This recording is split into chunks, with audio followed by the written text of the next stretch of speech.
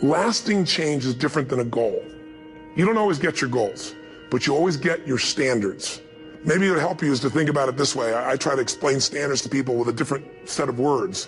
Think of it as everybody in life gets their musts. They don't get their shoulds. Like, think about it. Most people have a list of shoulds, don't they? Don't you have a list of the shoulds, things you should do, you should follow through on? I should lose some weight, I should work out more, I should make more calls, I should respond more rapidly to my email, whatever, you know?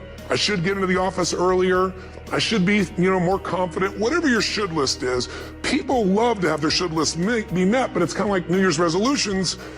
If it does, it's really exciting, but if it doesn't, which is most of the time, it's a little disappointing, but you kind of know it's not going to happen. But when you decide something is a must for you, an absolute must, when you cut off any possible, you say, I'm going to find the way, or I'm going to make the way. Human beings, when they resolve things, when they make a real resolution inside themselves, which is they raise the standard, they make it a must, they find the way. Now, here's the big biggie. It's how you feel about yourself. That's major. Understanding self-worth is the beginning of progress. How valuable are you? What could you do if you had all the skills? If you took the extra classes and burned the midnight oil, what could you do? What true value could you become? That is one of the better exercises. What could I become in terms of value? What could I really do in the marketplace, in enterprise, family, home, love, experience, marriage, friendship? How valuable could I become? Am I valuable enough to work on what all is still not functioning in my life to full capacity? If I'm operating at 20%, what could I possibly do with the other 80%?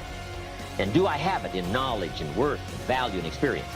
Once you start understanding this part of you, understanding how valuable you are, it is a whole new experience, understanding self-worth.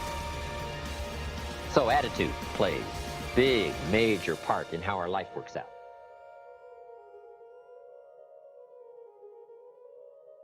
Think about it in your own life. Haven't you had some area of your life where you raised your standard and your life has never been the same? Maybe at one time in your life you smoked cigarettes, or you did something and you did it for years and you kept trying to change it and kept telling yourself, I should. And then one day something happened. Something just clicked you over. Something took you over that kind of tipping point. And inside yourself you said, no more. And it was a very, very different experience, wasn't it? Something inside of you shifted, and what was a should became a must, and you've never gone back. Is there an area like that in your life you can think of? Again, did you ever smoke cigarettes? Did you ever eat a certain way, drink a certain form of alcohol, and then finally say no more, and you just don't go back? And notice this, it doesn't really take any willpower anymore. Because somewhere when we make this click, when we make something a must, we attach ourselves to it. It becomes part of our identity. And one thing I've learned in the last, 33 years of working with people from now over 100 countries, 4 million people, is human beings absolutely follow through on who they believe they are. If you said to me, well, I'm really going to work hard to stop smoking, but, I've been a smoker my whole life, and I am a smoker. I know your days are numbered. You're going to be back smoking cigarettes again, because we all act consistent with who we believe we are. I tell people the strongest force in the whole human personality is this need to stay consistent with how we define ourselves.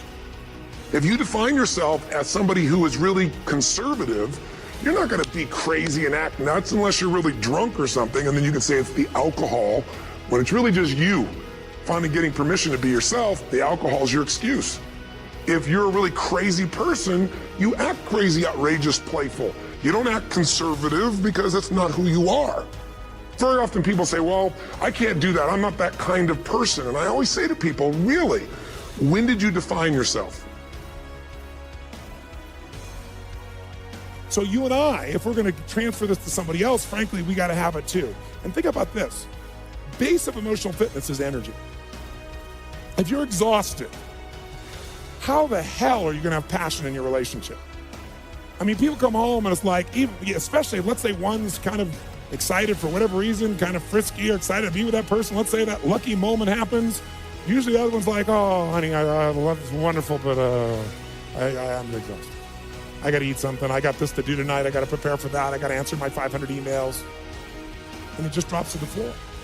So here's the scary part. I think most therapists accept this as a standard, like, this phase of the relationship, this excitement, this passion can't last. Because frankly, you're tired. Most of you all day long are dealing with so much of other people's stuff. Dealing with it day after day, there's a stacking for you too. Now, why don't we apply it? We're smart people, we're intelligent people. I'll tell you why. 2 reasons. The main reason is that everyone in this room, including myself, we had a horrible experience, and that is we went to a 20th century school. I call it horrible because it conditioned all of us to be passive, just like you've been for the first 10, 15 minutes of my talking. You're all in your classroom. I can see you. You're being very nice to me, and I'm very grateful for it. But see, what did a 20th century school prepare you for? It trained you since you were 4 or 5 years old to get you ready for a job in the 20th century, which no longer exists. The 20th century job, you were going to be an industrialized job. So the bell rings at school, and what do? You immediately report to your desk, your position that later on you would report to, right? Thinking you'd be getting a job on a line. And when you get there, what are you supposed to do? You're supposed to sit down, shut up, and wait for someone to tell you what to do. Don't speak until they tell you what to do, and then do that. And by the way, do not talk to your neighbor. How many heard this growing up when you were in school all the time? Say I. Me too. Now, I was a talker, so I was in trouble. I had a 5th grade teacher, Mr. Giles, that used to drive me crazy because he wanted silence all the time. Every minute he wanted silence. I think he just hated kids, so he was just really quiet. He used to make me write these 10,000-word essays, why I will never talk again in class. I wrote 6 of these in his class, 10,000 words each. I went to my high school reunion, true story, my 10-year high school reunion. There were several teachers there. There's Mr. Giles. I went up to him, I said, this talking thing worked out pretty good for me. But here's my point, though. My point is, we've all been taught to passively take in information, right? So as you're sitting here right now, even if you're having a good time going, well, this is interesting, or this makes sense, or man, he has big teeth, or whatever you're thinking inside your head.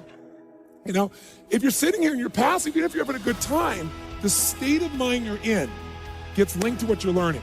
That's why when I'm working with people, if they're passive, they listen, even if they agree with you. Yeah, that makes sense. Yeah, that's really good.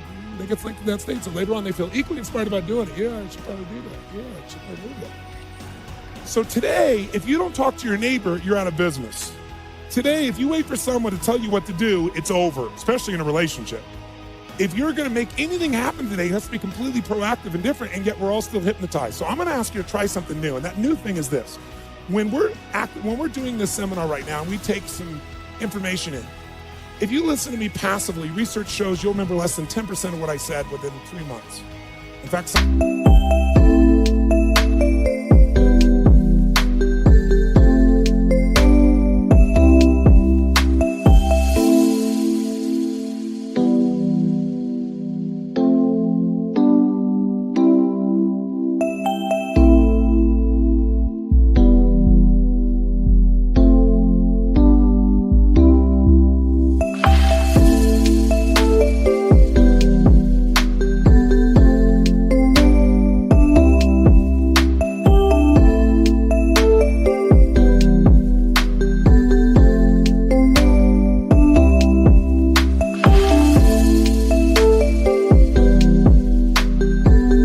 is less than 30 days, which basically means you wasted your night, and I did too. If you listen and take a few notes, research shows even if you're going to read the notes again, it goes up to 40 to 50% retention, because just the physical act of writing it down drives the groove deeper in your body. If you listen and you take notes and you physically actively use your body, it goes up to 90 to 95%. That's like if you yell back the answer, if you engage your nervous system, because the groove goes into an active mode, not just a deeper memory. So I'm going to ask you a couple things. One is, if I ask you a question, if you would, yell back the answer. That's not so we have a rah-rah session here, because as I told you, I don't believe in positive thinking, but because it'll go deeper and your energy will be higher. How many will do this? Say aye. Aye. All those opposed? Motion's carried. Okay? So we try to give you a kind of a flavor of things you can do for your body and your energy. How do you relax it? That's what we're doing, Master Co, kind of calm the mind. How do we cleanse it? How do we tap into our emotion or capacity to be all that we can be? So last thing I want to do before we go for our final, this is it on the challenge finally, is I've been doing Q&A with the Zoom room where I can see them and interact, but we haven't really done that with the main group. So some of you have a lot of similar questions. So my team just grabbed, 4 or 5 questions from people that we can't see on Facebook or YouTube. And let me do my best to answer some of those. Again, we try to pick themes. Like a lot of you are dealing with marriage issues, or you're dealing with weight loss, or you're dealing with whatever. And hopefully when I'm giving answers to these individuals can give you, if you have issues in that area, some insight as well. The guy's there every day. The guy's pushing and shoving. Because the truth is, no matter how good your ideas are, how good your art is, or how good your skill set is, and then you start to engage parts of your mind that you never engaged before. When you're in suffer mode and you say, I'm not going to quit. And then once you do this over and over and over again, it becomes like breathing. I don't want to live this lifestyle, but to get to the other side of this, I have to. 15 years, for as long as it takes for you to get where you're going, you should be consumed with that path. You have to dedicate every breath, every ounce of energy.